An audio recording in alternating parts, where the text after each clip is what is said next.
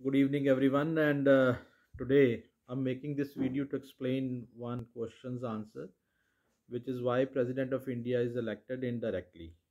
कि भारत का जो president है, why he is indirectly elected, why not directly? There's a very simple reason behind it. First, मतलब एक जो reason है वो बड़ा simple है.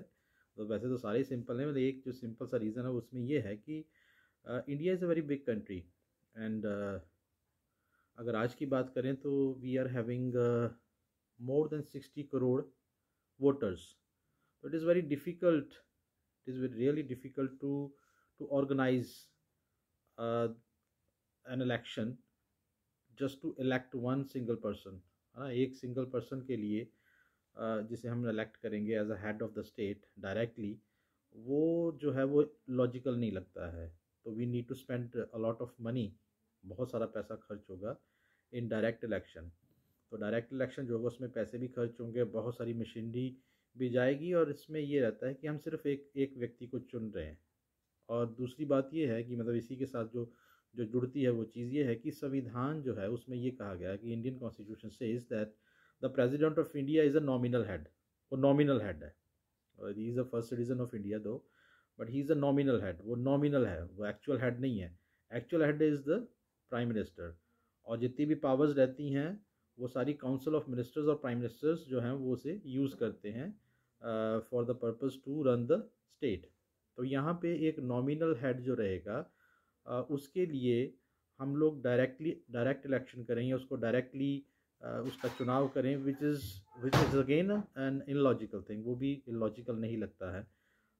इस वजह से हम लोग डायरेक्टली नहीं चुनते हैं, क्योंकि संविधान जो है वही ये कह देता है कि president is just a nominal head, he is not the actual head. तो एक्चुअल हेड जो है वो प्राइम मिनिस्टर है, और काउंसिल ऑफ मिनिस्टर्स जो हैं वो along with the prime minister वो सारी पावर्स जो हैं वो इंजॉय करती हैं. तीसरी चीज़ ये भी हो जाती है कि जितनी पावर्स हैं जो काउंसिल ऑफ मिनिस्टर्स इंजॉय करते हैं, लेजिस्लेटिव पावर्स हैं, एग्जीक्यूटिव पावर्स हैं, जुडिशियल पावर्स है, राइट, फाइनेंशियल पावर्स हैं. तो ये जो सारी पावर्स हैं which is given to the president, हम लोग कहते हैं कि प्रेसिडेंट जी आप ये सारी पावर्स होल्ड करते हो, but they are actually used और enjoyed by the council of ministers because he is the nominal head. तो और अगर हम लोग ऐसे एक एक व्यक्ति को अगर चुन लेते हैं डायरेक्टली, अगर उसका चुनाव करते हैं और उसे ये सारी पावर्स उसके हाथ में रहती हैं, तो वो कहीं पे भी एक राइवल के रूप में नज़र आएगा to the actual head, which will go against the constitution of India, है ना. तो कॉन्स्टिट्यूशन क्योंकि पार्लियामेंट्री सेटअप है, डेमोक्रेटिक सेटअप है, तो यहाँ पे लोकतांत्रिक देश है, पार्लियामेंट्री सेटिंग है यहाँ पे. तो जो पावर्स हैं वो काउंसिल ऑफ मिनिस्टर्स के हाथ में रहती हैं और वही एंजॉय करता है.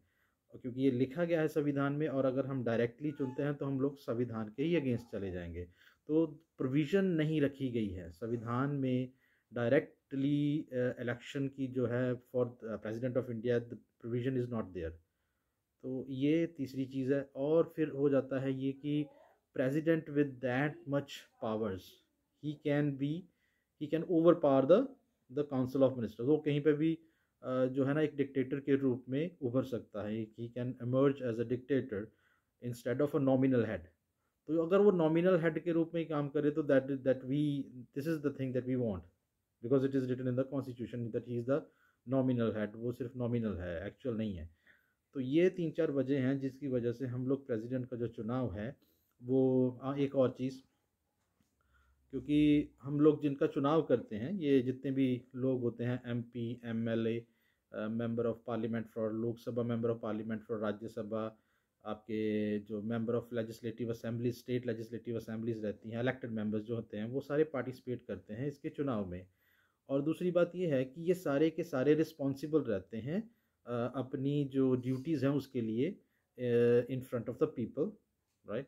तो जो भी ये काम करें उसके लिए रिस्पॉन्सिबल होते हैं, ठीक है. तो इनको हम वोट करते हैं क्योंकि ये रिस्पॉन्सिबल रहते हैं, और संविधान में प्रोविज़न दी गई है इंडिविजुअल एंड कलेक्टिव रिस्पॉन्सिबिलिटी की, which is not given for the president. ये होता है कि देखो प्रेसिडेंट एक ऐसा व्यक्ति है जिसके खिलाफ आप कोर्ट में नहीं जा सकते. He is not answerable for his decisions which is written in the constitution.